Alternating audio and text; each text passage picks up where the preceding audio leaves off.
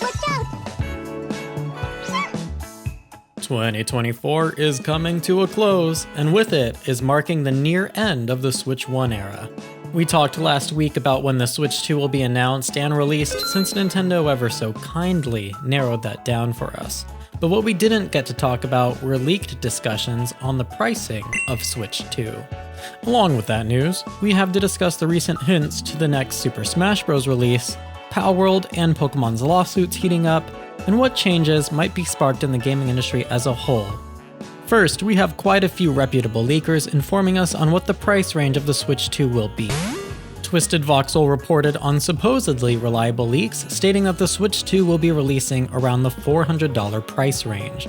This $100 increase was to be expected, not only because of superior hardware of the Switch 2 compared to the Switch 1, but because of the heavy inflation we're all still dealing with from the pandemic back in 2020. To coincide with this report, Game Reactor UK stated that the Switch 2 is being negotiated for release in the price range between €400 and €500. Keep in mind that euros currently have more value than the US dollar, so that means the cheapest we'd get for the Switch 2 here in the US would be at least $420. But let's be real. Gaming companies charge things by the 50s, so it would likely go for $450 at the cheapest if this price range is solidified. Samus Hunter, a fairly reliable leaker, also chimed in to substantiate this claim, stating that they also heard rumblings internally for the Switch 2 launching at around €450. Luckily, they think it's unlikely that it will budge up towards the 500 range, which again will be a little more here in the US compared to Europe, but still. With this being the case, we do also need to factor in the trade wars forming between some countries, and how that might possibly affect prices further. Here in the United States, the incoming administration plans on sparking a trade war with all foreign nations, especially China, with the use of tariffs. A cost that, to put it simply, raises prices for Americans, which in turn makes them less likely to spend money on imported goods. With Nintendo's manufacturing being based 98% in China, and the incoming Republican administration in the US promising a minimum of 60% tariff fees on Chinese goods, Americans could see the price of the Switch 2 launch or eventually shift to be in the price range of $700 or more. If you're wondering how this works, I did make an entire video on it, and I'll link you to that at the end of this video. I'll also link my video about the Switch 2 release date leaks, so you'll have your pick of which video to watch by the end here, with one of them being fairly positive and the other being fairly negative.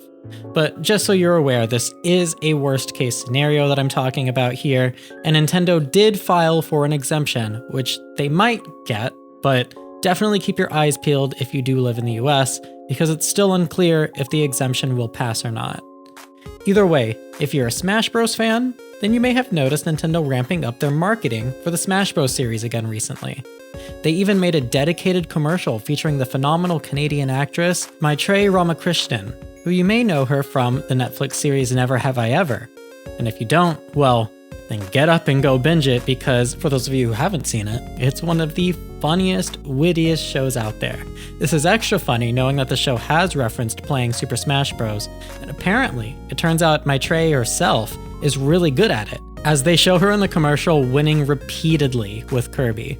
And let me tell you, in Smash Ultimate, Kirby is not very good. Regardless, this uptick in Smash Bros promotion, sure, does make sense for the holiday season, of course. However, when you couple this with the fact that this year has marked the first time Smash Ultimate has gotten some game updates and patches in over 2 to 3 years, it means not only is Nintendo trying to get Smash subconsciously back on our minds, but the developers are returning to the offices to work on the series again as well. This means we might see a Smash Bros game released sooner rather than later after the Switch 2 releases next year. 2026 perhaps? Speaking of games with imminent release dates, let's once again discuss Palworld. The popular creature collector is still in early access, but is already facing lawsuits from the Pokémon Company. Now, I've discussed these lawsuits quite a bit here on the channel, so I'm not going to go over what they are again today, but we do need to talk about how they've escalated. As you may know, the Pokémon Company is suing Palworld for patent infringements. These infringements are related to gameplay mechanics, and honestly, the amount of money being sued is so negligible that it's comical. However, to avoid further potential lawsuits, or even just poking the bear altogether, Palworld has opted to change some of its gameplay, at least temporarily, to appease the courts and show goodwill. The gameplay changes involve removing the reticle for aiming, which is really weird and nobody likes that, and changing the manner in which pals are summoned in the overworld. They no longer come out when you throw your pal sphere into a specific spot, they just spawn next to you instead, which is also not preferable to how you would summon them before. Now, I'll start by saying that it's pretty ridiculous that these features are even being attacked by the Pokémon Company. Reticle aiming and aimed summoning isn't exclusive to Pokémon or Palworld. Matter of fact, many games do them and did them first, way before these games even existed in the states that they are in today.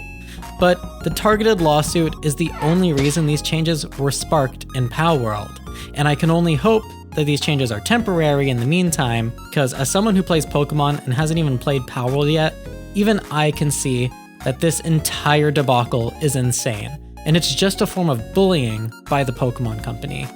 Not only is it bullying by a monopolized giant, but this sets such a bad precedent, and I've said it before and I'll say it again. That precedent is that if Nintendo wins this lawsuit, then we'll likely see artistry and gaming dwindle substantially in the future.